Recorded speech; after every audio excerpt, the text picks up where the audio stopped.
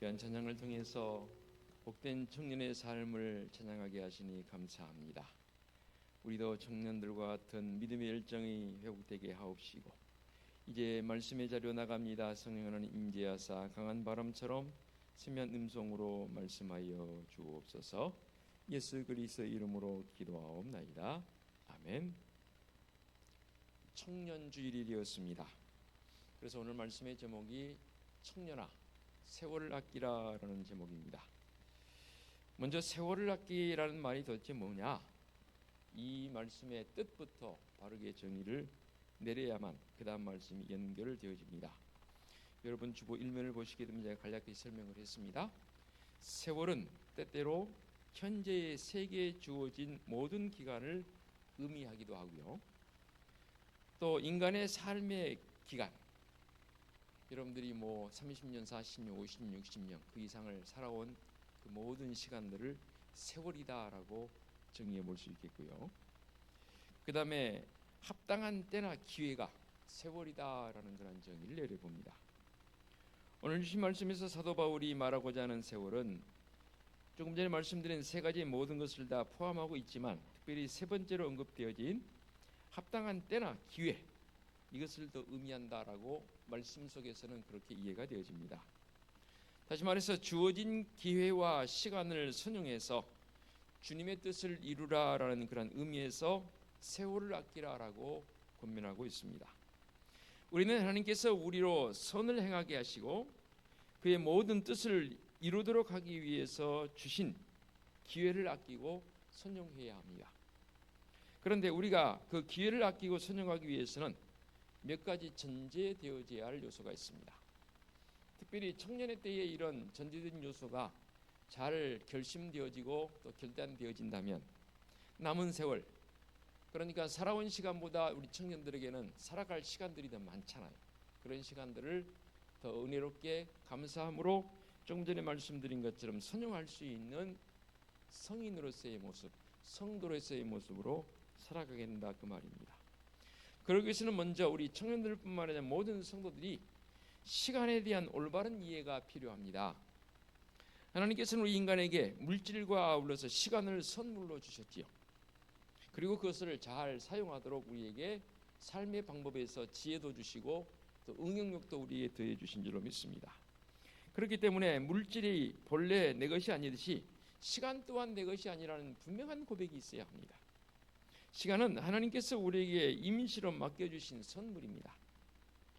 그 목적은 그것을 잘 활용해서 하나님을 위해서, 사람들을 위해서, 나 자신을 위해서 더 많이 잘 선용되어지고 하나님께 영광을 돌리라는 의미로 이 세월을 아끼라는 그 표현 속에 들어있습니다. 우리는 이 시간을 선물로 받았기에 그 선물을 지키기 위한 청지기적 삶이 우리의 삶이 되어야 합니다. 그러므로 우리가 기억해야 할 것은 내가 세상 살 동안에 시간을 얼마나 받았으며 그것을 어떻게 사용했는지 시간의 주인 되신 하나님 앞에 호람되어 설 날이 온다 그 말입니다. 그때에 여러 가지 삶의 방법 속에 주어진 것들을 우리 하나님께서 분명히 셈하실, 회개할 그런 날이 우리에게 주어진다 그 말입니다. 따라서 우리는 시간을 어떻게 쓸 것인가를 항상 생각하며 시간을 잘 써야 합니다. 또한 시간은 제한을 받는다는 점을 반드시 기억해야 합니다. 그 제한은 사람마다 다르지요. 그리고 그 제한을 아는 사람이 그렇게 많지 않더라고요. 인생은 모세의 고백처럼 우리의 연수가 70이요 강건하면 80이라 했습니다. 지금은 우리 대한민국 이 인구의 수명의 시간들은 거기에 10년을 더하면 될 것 같아요. 모세가 아마도 지금쯤 우리 시대와 같은 동일 인물으로 살았다면 우리의 연수가 80이요 강건하면 90이라고 표현했지 않을까 개인적인 생각을 해봅니다. 그 중에서도 인생이 활동할 수 있는 기간은 그렇게 길지 않습니다. 언젠가도 제가 은퇴하신 분들의 그를 길가면서 랜덤으로 사람들 인터뷰하는 그런 영상을 제가 본 적이 있습니다. 80에서 70, 심지어는 40대 후반인데도 불구하고 은퇴자들을 이렇게 면담을 하는데 인터뷰를 하는데 40대 후반인데도 그 은퇴자가 있더라고요. 삶에 있어서 어떤 것들을 생각하느냐, 회한이 뭐냐 등등 여러 가지 것들을 질문하는데 노년을 준비하는 자들의 마음이 좀 색다른 그런 느낌을 제가 받은 적이 있습니다. 그래서 우리가 그런 표현 쓰지 않습니까? 시간은 유수와 같다, 흐르는 물과 같다라고 표현들 합니다. 쌀떡의 쌀은요, 제가 퍼내야만 줄어듭니다. 그런데 시간은 내가 퍼내지 않아도 저절로 줄어듭니다. 그와 같이 귀한 시간을 우리는 전략할 줄 알아야 되겠는데 오늘 주신 말씀 속에서 아낀다, 아끼라라고 말씀하고 있지 않습니까? 이 아낀다는 표현이 원어적 표현으로 접근해서 해석해 보니까 전략한다라는 말로 해석이 됩니다. 성도들은 자기에게 주어진 시간을 잘 활용하는 지혜가 필요한데 그게 바로 아껴야 합니다. 전략해야 합니다. 그러면 어떻게 하는 것이 시간을 전략하는 것일까요? 이제 도입부 끝나고 말씀의 본론으로 들어갑니다. 여러분에게 묻겠습니다. 여러분들은 나 스스로 생각하기에 게으릅니까? 아니면 뭐 게으르지는 않지만 그래도 조금 부지런하다. 아니면 저는 자신할 수 있습니다. 저 부지런한 사람입니다. 라고 말할 수 있습니까? 스스로가 한번 결론을 내려보시기 바랍니다. 오늘 말씀에서 보면 성도가 부지런하기를 볼 수 있고요. 말씀의 또 여러 부분 속에서 부지런함을 강조하고 있습니다. 로마서 12장 21절을 보게 되면 부지런하여 게으르지 말고 열심을 품고 주를 섬기라라는 표현도 있고요. 잠언 6장 6절에 보게 되면 이런 표현도 있습니다. 게으른 자여 개미에게 가서 그 하는 것을 보고 지혜를 얻으라라는 표현도 있습니다. 외에도 게으름을 경책하는 그런 표현들이 심심찮게 등장합니다. 부지런한 것이고 시간을 아끼는 것이다 라고 한번 정의를 내려봅니다. 부지런해야 말씀도 열심히 읽고 연구하고 보고 봉사도 하고 또 기도도 잘하고 사업하시는 분들은 부지런해야 또 사업도 잘하더라고요. 뭐 직장 다니면 뭐 두말할 나위 없죠. 성도들은 누구든지 일하기 싫어하거든 먹지도 말게 하라는 이 데살로니가후서 3장 10절의 말씀 바울의 경고를 마음속 깊이 새겨들어야 합니다. 그렇습니다. 세월을 아낀다는 말은 부지런해야 되는 것이 전제 조건이어야 합니다. 그 다음에 부지런한 사람과 더불어서 믿음의 성도들은 규칙적인 생활을 해야 합니다. 일할 때 일하고 쉴 때 쉬고 잠잘 때 자고 깰 때 깨고 규칙적인 생활을 하는 것은 시간을 전략하는 데 매우 중요합니다. 규칙적인 생활을 하지 않은 것은 시간을 규모 있게 사용하지 않는 것이라 해도 틀리지 않지요. 성도들은 하루하루의 시간을 쪼개고 쪼개어서 규칙적인 생활을 잘해야 합니다. 그래서 시간을 낭비 없이 사용해야 되는데 저도 청년의 시간을 지나오면서 청년 때에 이게 쉽지 않아요. 자기 마음 가는 대로 하는 경우들이 많은데 정말로 시간을 잘 쪼개어서 규칙적인 시간 보내는 거. 그래도 초, 중, 고등학교 때까지는 어느 정도 돼요. 그래서 우리 방학하면 방학 그 활동 계획서 쓰면서 둥그렇게 해가지고 뭐 몇 시에 일어나고 몇 시에 뭐하고 해서 딱 붙여놓고 해보고 그랬지 않습니까? 그래도 그렇게 어느 정도는 되긴 했는데 청년 때가 되니까 이게 쉽지 않아요. 그런데 청년 때 이런 결단을 해야 합니다. 그래서 이렇게 한번 적용을 해봅니다. 3살 버릇 6살까지 간다고요? 80까지 간다는 표현이 있습니다. 저는 이것을 좀 바꾸어서 청년 때의 결단과 습관 평생 갑니다. 그래서 청년 때에 더욱 내가 지금 청년의 어떠한 시기적 상황을 삶을 보내고 있다면 더 규칙적인 모습이 우리에게 삶의 자리에 필요한 것이죠. 부지런하고 규칙적인 생활을 하는 믿음의 사람들, 청년들은 시간을 지킬 줄 알아야 합니다. 우리 성도들은 시간 음수를 잘 해야 합니다. 내 시간을 허비하는 것이 큰 잘못이듯이 다른 사람, 남의 시간 허비하는 것도 큰 잘못입니다. 제가 부교육을 16년을 했습니다. 그 가운데 4분의 목사님을 제가 모셔봤어요. 16년 동안. 2분 목사님은 뭐 평범하신 분이고 2분 목사님은 극과 극을 이루는 이 시간에 있어서 극과 극을 이루는 목사님을 제가 모셔봤습니다. 한 분 목사님은요 정확합니다. 내일 오전 11시 신방하겠습니다. 교회에서 출발합니다 하면 11시 땡 치면 출발합니다. 신방대원이 막 끌어놨고 당신은 그 자리에 있으니까. 심지어는 사모님이 안 왔는데도 땡 치면 출발해버려요. 시간 지키는 거 저 그때 배웠습니다. 정확성이 중요하다. 저 그래서 예를 들어 조문 가겠습니다, 결혼식 가겠습니다, 몇 시입니다 하는데 그때 딱 출발합니다. 시계 보고 땡땡땡 하면 출발합니다. 저 그 목사님 굉장히 개인적으로 존경하고 지금도 좋아합니다. 시간은 잘 지켜야 합니다. 처음 밝힙니다. 저는 이런 초침 시계를 씁니다. 보이시죠? 이 초침 시계에 정확하게 59초 땡 치면 오늘 8시, 오늘은 청전주일입니다 시작합니다. 설교지만 제가 좀 여담스럽게 말씀드린다면 이 표현을 제가 동기 목사들에게 가서 했습니다. 친구 목사들은 예배 시간을 어떻게 맞춰서 시작합니까 했더니 그냥 시계 보고 대충 시작한다고 그러더라고요. 제가 그랬죠. 아닙니다. 정확하게 땡 치면 시작해야 합니다. 나는 그렇게 합니다. 그랬더니 어떻게 인생을 그렇게 사니요? 저들 오히려 이렇게 복잡하게 사냐 그러더라고요. 이게 복잡한 게 아닙니다. 정확하게 지킬 수 있는 시간, 우리 성도들이 해야 할 일입니다. 이에 반해서 제가 모셨던 한 목사님은 지금도 저는 그 목사님에 대한 존경심은 둘째치고 글쎄요 마음속에 기억하기가 별로 싫습니다. 왜냐하면 2년 제가 모셨는데요 예배 시간을 한 번도 제 시간에 시작하지 않습니다.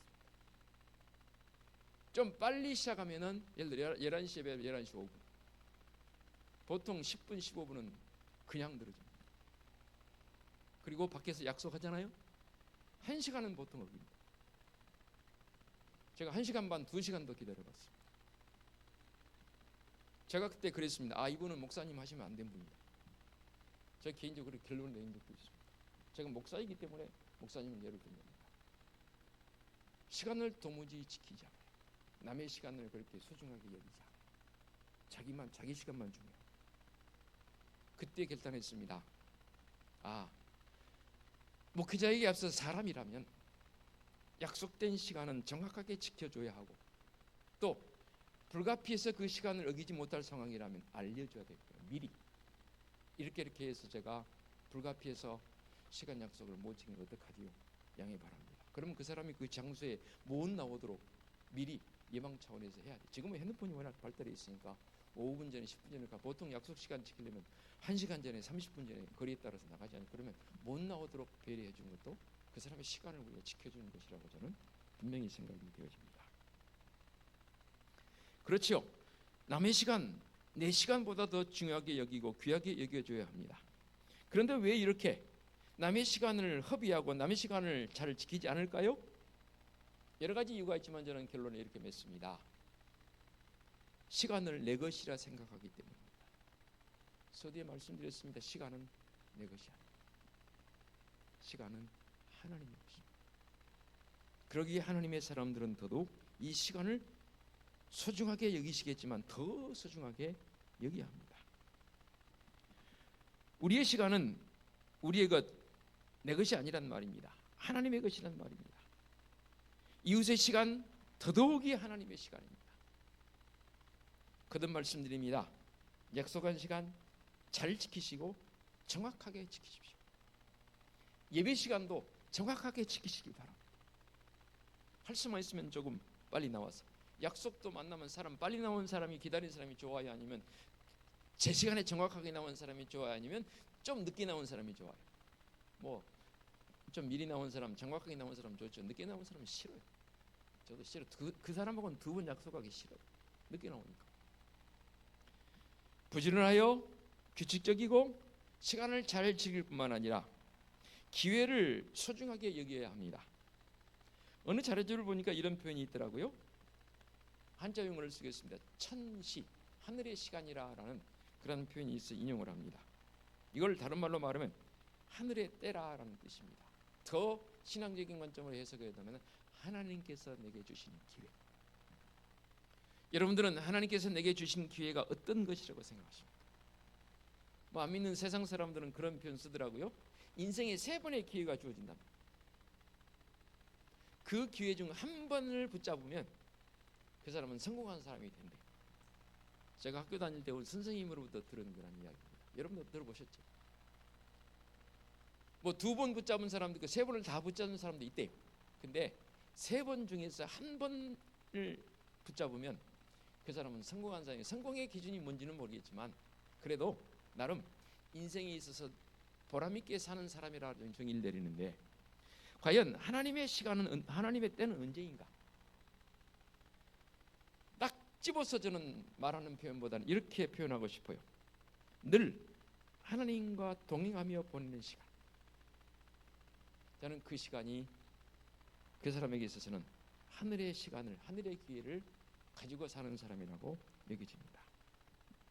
그래서 하나님과 동행하기 때문에 하나님께서 지혜를 주세요.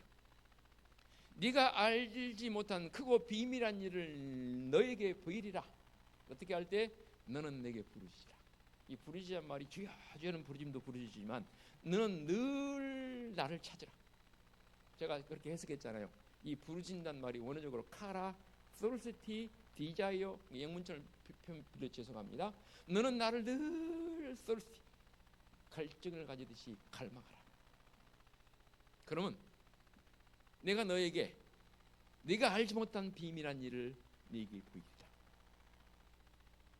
하나님과 늘 동행하는 사람은요, 그 시대 때마다 하나님께서 지혜를 주세요. 하나님께서 그렇게 하세요. 저는 믿어요. 그래서 기회를 선정하는 말은 그겁니다. 하나님께서 내게 주시는 때, 늘 동행하는 자 성도적 삶의 모습, 그것이 결국 세월을 아끼는 사람이 되는 겁니다. 세월을 아낀다는 말은 다른 말로도 이렇게 해석이 되어집니다. 세월을 살아. 세월을 소중히 여기라. 여러분, 시간을 살 수 있습니까? 한번 답해보세요. 시간 살 수 있습니까? 없습니까? 시간 살 수 있다라고 표현할 적에 저는 아니라고 봅니다. 시간은 내게 주어지는 겁니다. 그것도 어느 누구에게는 뭐 20시간, 어느 누구에게는 30시간이 주어진 게 아니고 공평하게 하루 우리가 약속한 단위를 계산한다면 24시간 주어집니다. 공평하게 주어집니다. 그런데 그 세월을 아낀다는 건 세월을 살 수 있는 여건으로도 만들어갈 수 있습니다. 다른 말로 말하면 허송세월 하지 말라는 거죠. 좀 전에 말씀드렸죠. 규모 있게 규칙적으로 살아요. 아울러서 믿음의 성도들에게 제가 이렇게 권면합니다. 하나님께 시간의 11조를 꼭 드리시기 바랍니다. 물질의 11조만 드린 게 아니고 시간의 11조를 드릴 수 있는 성도여야 합니다. 왜냐하면 우리는 시간의 청지기라고 했습니다. 선한 청지기가 되려면 하나님께 마땅히 드려야 할 시간을 드려야 합니다. 하나님께서는 물질의 11조를 드림으로 온전히 하나님을 고백하는 믿음의 성도로 살기도 하시지만 시간의 11조를 드릴 때에 우리 하나님께서는 좀 전에 말씀드렸습니다. 그때마다 그 시간마다 하나님 나와 함께 하시기에 지혜를 주신 줄 믿습니다. 더더욱이 모든 시간이 다 하나님의 것이지만 특별히 하나님의 것으로 구별해 들은 그 시간을 통해서는 더 하나님께서 우리에게 지혜를 주신다고 저는 분명히 믿습니다. 아니 꼭 11조 아니라 11조 이상의 시간을 여러분 드려보시기 바랍니다. 그러면 이 11조의 시간을 드린다는 것은 어떻게 드리는 것일까요? 구체적으로 한번 다뤄볼까요? 시간을 잘 쪼개시기 바랍니다. 어떤 시간? 일정하게 시간을 정해서 여러분들 규칙적이라고 그랬죠. 말씀을 읽고 묵상하는 시간 꼭 가지시기 바랍니다. 사실 이거 쉽지 않거든요. 어떨 때는 분주해요. 제가 목회자가 됐지만 제 개인적인 고백을 드린다면 정말로 규칙적으로 매일 아침 저녁으로 말씀을 읽을 때가 있었습니다. 지금은 사실 솔직히 고백하면 규칙적이지 못합니다. 제 고3 때요. 매일 정말로 이건 하나님이 아세요. 학교 가기 전에 꼭 성경 3장 읽었고요. 학교 다녀와서 잠자기 전에 꼭 3장 읽었습니다. 제 일생에 이 고3 때 성경 아침 저녁 읽었던 이 3장씩 읽었던 그 성경이 지금 저에게는 대단한 은총으로 다가왔습니다. 고3 때 바쁘잖아요. 다른 공부하기도 바쁘잖아요. 물론 그때는 저는 목사가 되기로 이미 고1 때부터 결심했기 때문에 신학교 가기로 결심했기 때문에 그러기도 했지만 지금이라도 한번 여러분 시간을 정해서 내 기어코 하루에 일정한 시간에 이 말씀을 내가 읽고 묵상하리라. 이렇게 말씀을 가까이 하는 시간, 분명히 저는 시간에 11조를 드리는 한 행위적 요소라고 분명히 확신을 갖습니다. 말씀을 읽고 묵상하는 사람이 기도는 당연히 합니다. 이건 연결되게 되어 있습니다. 말씀을 묵상했는데 기도 안 해요? 기도가 안 될 수가 없어요. 제 경험입니다. 아울러서 찬양도 드리시기 바랍니다. 저는 여차 싶으면 다른 사람을 예를 못 드니까 저를 예를 들겠습니다. 잘한다 못한다를 떠나서 제가 하는 행위들이니까요. 제 방에 가면 늘 제 옆에 기타가 있습니다. 여차 싶으면 기타 들고 복음성가 찬양. 여기는 조금 그렇지 못했습니다. 과거에 부목사 때는 기도실이 지하실이었어요. 아무리 떠들어도 누가 와서 관여할 사람이 없어. 그러면 그때는 찬미 1500이라고 있었습니다. 지금은 찬미 2000이 나와 있는데 1500 그 찬양지 한 권 들고 기타 하나 들고 지하실 내려가서 혼자 정말로 열정을 다해 찬양합니다. 어떤 때는 줄이 끊어지기도 합니다. 또 마음에 힘듦이 있을 때, 또 찬양하고 싶을 때 찬양하고 나면요, 그 은혜가 커요. 저처럼 해나 소리가 아니고 여러분 나름대로 한번 하나님 앞에 찬양할 수 있는 CD를 틀어놓고 또는 요즘 음원이 많이 발달해 있으니까 유튜브 틀면 찬양 내가 요청할 거 다 나오잖아요. 찬양을 듣고 따라 부르기도 하고 찬양하다 보면 때는 눈물도 나기도 하고 기쁨이 있기도 하고 또 찬양 들었다 보면 기도도 드리고 그런 시간을 꼭 가지시기 바랍니다. 아울러서 성도라면 당연히 주일 성수해야지. 요즘은 좀 이런 표현들이 많이 사라져서 안타까워요. 또 이런 표현을 쓰면 꼰대라고 그러대요. 여러분 주일 성수해야 하십니다. 성수주일해야 합니다. 이런 말 목사님 이제는 그런 말 안 하면 안 됩니까? 라고 어느 분이 볼멘 소리 하시더라고요. 아니 그럼에도 불구하고 해야 합니다. 주일 성수해야 합니다. 성일로 지켜서 하나님 앞에 예배하기로 약속한 시간은 하나님께 드려야죠. 저는 이게 하나님 앞에 시간을 11조를 드리는 것이라고 확신을 갖습니다. 이렇게 말씀을 통해서 우리 주신 은혜가 참 큰데 이제 이 땅에 살아가면서 우리가 해야 할 일이 있고 하지 말아야 할 일이 있습니다. 시간 속에 살아가는 성도들은 오늘 본문 속에서 하지 말아야 될 일이 있고 해야 할 일이 있습니다. 그 부분을 좀 더 구체적으로 표현했습니다. 18절에 이렇게 표현했습니다. 16절에서는 세월을 아끼라 때가 악하니라 시간적 지혜를 우리에게 구할 것을 말씀했다면 이제는 18절부터는 하지 말아야 될 게 있고 해야 될 게 있습니다. 시간이 여의치 않아서 제가 간략하게 말씀드립니다. 먼저 하지 말아야 될 게 있습니다. 그게 뭡니까? 술 취하지 말라. 사실 이 단상에 있어서 술 취하지 말라는 이 술과 관련된 설교하기가 쉽지 않습니다. 세계 술 소비 1위 나라가 대한민국입니다. 특히 청년 때에 이 술 문제 정확하게 신앙적 고백이 있지 않으면 그릇될 방향으로 갈 가능성이 다분히 있습니다.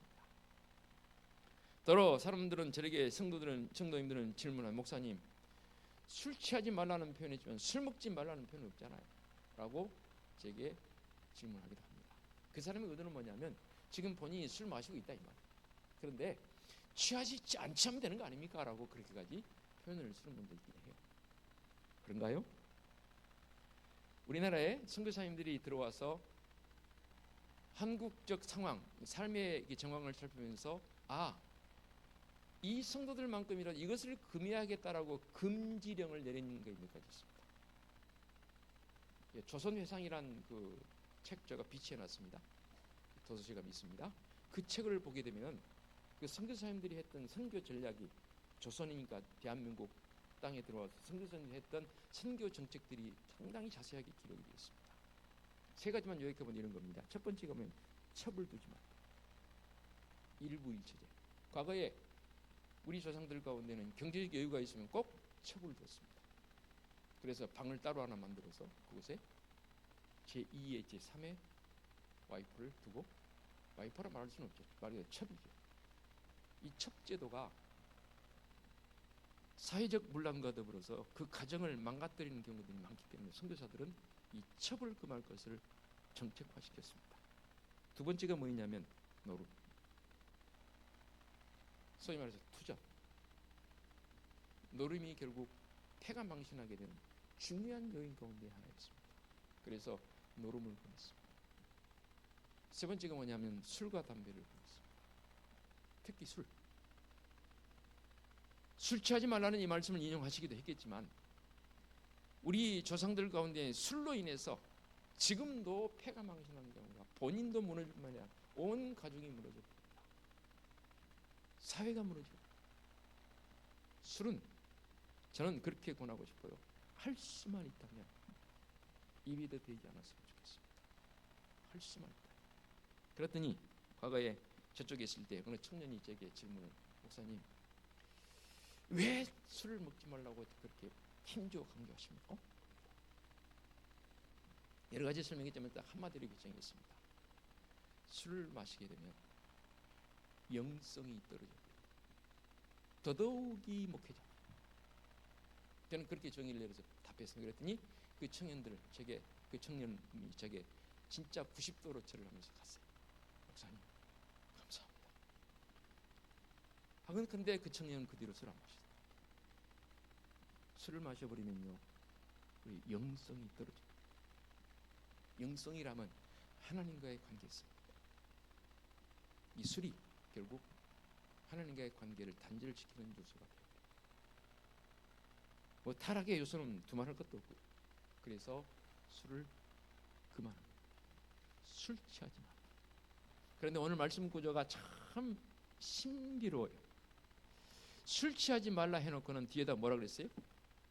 오직 성령으로 충만함을 받으라. 어느 주석가가 이렇게 주석을 달아놨더라고요. 술 취함의 현상과 성령 충만함의 현상이 겉으로 보기는 비슷하다. 겉으로 보기. 술 취하면 제정신이 아니에요. 아니. 성령 충만하면 제정신이 아니에요. 아니. 그런데 삶의 결과물을 보게 되면 극과 극을 다. 술 취한 사람은 폐가 망신하고, 성령 충만한 사람은 그의 삶이 빛납니다. 성령은 우리를 빛나게 하시기 때문에. 그래서 이 에베소서의 말 중에 사도 바울은 두 가지를 극과 극인데 비교를 했습니다. 술 취하지 말라, 그리고 성령 충만함을 받으라. 우리는 성령의 사람들. 그래서 늘 성령 충만해야 합니다. 자, 성령 충만하면, 전 이 말씀 준비하면서 사실 이 본문은 청년주일이기 때문에 3년 전에 유사성을 가지고 제가 설교했던 설교 내용입니다. 아마도 기억하시는 분 기억하실 것 같아요. 아마도 이 설교는 청년주일이 되면 또 제가 설교할 거예요. 절기 설교는 사실 그 범위가 한계가 있습니다. 확장해 볼 수 있는 그런 부분이 많지 않아요. 그래서 절기 설교 때는 설교가 반복되는 그것임을 여러분 양해해 주시고요. 성령 충만하게 되면 이 말씀 드리고 말씀 마무리합니다. 두 가지 현상이 나타납니다. 여러 가지 현상이 있지만 두 가지를 말씀 본문 이각에서 추격해 봅니다. 시와 찬송과 신령한 노래로 화답하는 현상이 나타납니다. 이것을 한마디로 말하면, 뒷부분이 또 주께 노래하며 찬송하라 그랬잖아요. 이 19절 말씀을 통틀어서 딱 한마디로 요약한다면 찬송하게 됩니다. 성령 충만한 사람은요, 나도 모르게 우리더러 혼자 이렇게 흥얼거리는 경우 있죠. 흥얼거릴 환경이 되어질 때, 어떤 환경일 때 흥얼거리지나요? 막 슬프고 속상하고 막 답답한데 흥얼거리지나요? 그런 경우가 거의 없습니다. 뭔가 마음속에 여유가 있고요, 즐거움이 있을 때 흥얼거리십니다. 그런데요, 성령 충만하게 되면, 그래서요, 의식적이기도 하겠지만 나도 모르게 내 안에 성령의 역사가 임하기 때문에 찬송이다. 찬송이 나온 사람들의 입에서는 또 다른 현상이 나타나는데요. 20절에 감사의 고백이요. 20절 볼까요? 범사에 우리 주 예수 그리스도의 이름으로 항상 아버지 하나님께 뭐하며? 감사합니다. 기도하겠습니다. 하나님 아버지 감사합니다. 청년주일에 말씀을 나눴습니다. 참으로 믿음의 성도들은 세월을 아끼는 자들이어야 합니다. 시간을 선용하게 하옵시고 아울러서 이 땅에 살아갈 때 결코 술 취하지 않게 하옵소서. 오직 성령 충만하게 하옵소서. 성령 충만한 사람들은 우리의 입술을 통해서 우리 주님을 높이는 찬송이 나오는 것이고 또 감사하는 성도적 삶이 되는 줄로 믿습니다. 그 믿음의 성도의 삶이 되게 하옵소서. 예수 그리스도의 이름으로 기도하옵나이다. 아멘.